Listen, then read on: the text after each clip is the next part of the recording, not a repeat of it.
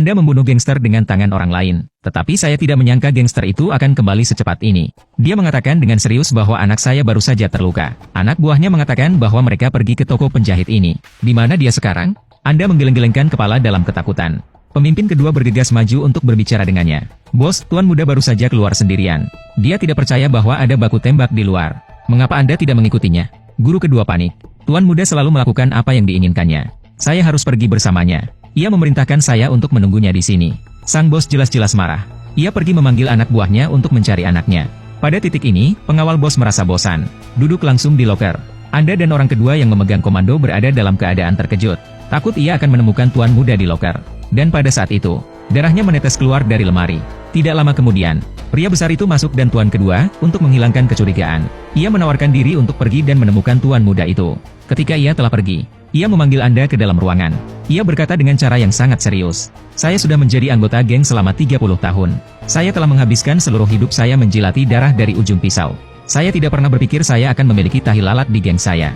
Dan mengkhianati informasi kepada saingan kita La Fontaine. Sekarang kita hanya perlu menemukan rekaman itu dan memutarnya. Kita akan tahu siapa tahi lalatnya. Di mana sih anak saya? Anda bisa bicara sekarang. Anda masih dengan tenang menjelaskan kepadanya.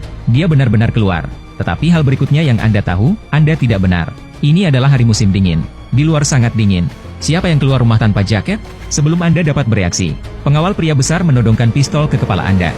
Satu hal yang tidak bisa Anda sembunyikan lagi. Siap untuk mengatakan yang sebenarnya. Tetapi sebelum kata-kata itu keluar dari mulut Anda, bel pintu berdering lagi. Ini adalah orang kedua dalam komando. Shriek. Sekretaris Anda dari toko telah datang. Jadi dia sama sekali tidak mempercayai Anda. Dia hanya ingin mencari kambing hitam bagi dirinya sendiri untuk membunuh tuan muda itu. Melihat wajah takut sang sekretaris, Anda panik. Karena sekretaris adalah satu-satunya orang yang Anda pedulikan sekarang. Dan Anda selalu bisa melihat putri Anda dalam dirinya. Anda tidak bisa membiarkannya terlibat dengan cara apapun. Namun, sang pemegang komando kedua bertekad untuk melibatkannya. Ia mengatakan kepada pria besar itu bahwa gadis itu telah jatuh cinta kepada tuan muda itu. Saya melihat darah di lantai rumahnya. Ketika ia mendengar bahwa dia menyuruh pengawalnya menghidupkan gadis itu dan mencoba memaksanya untuk mengaku. Anda semakin gugup. Anda terus memikirkan kembali kebakaran yang merenggut putri Anda. Saat itulah telepon berdering. Anda tidak tahu siapa itu. Tetapi siapapun itu, tampaknya ini adalah satu-satunya cara Anda bisa menyelamatkan sekretaris Anda. Setelah menjawab telepon, Anda mengatakan dengan bersemangat kepada pria besar itu bahwa tuan muda yang baru saja memanggil. Dia ada di stasiun. Memberitahu Anda untuk tidak khawatir. Pria besar itu merasa lega. Dia sangat lega. Meskipun ia mempercayai cerita Anda, tetapi ia masih mengkhawatirkan keselamatan putranya. Dia membawa pengawalnya dan menuju stasiun. Setelah pria besar itu pergi, orang kedua dalam komando menunjukkan warna aslinya. Dengan pistolnya mengarah padamu, di hadapan tuan kedua. Dan Anda tidak panik sama sekali.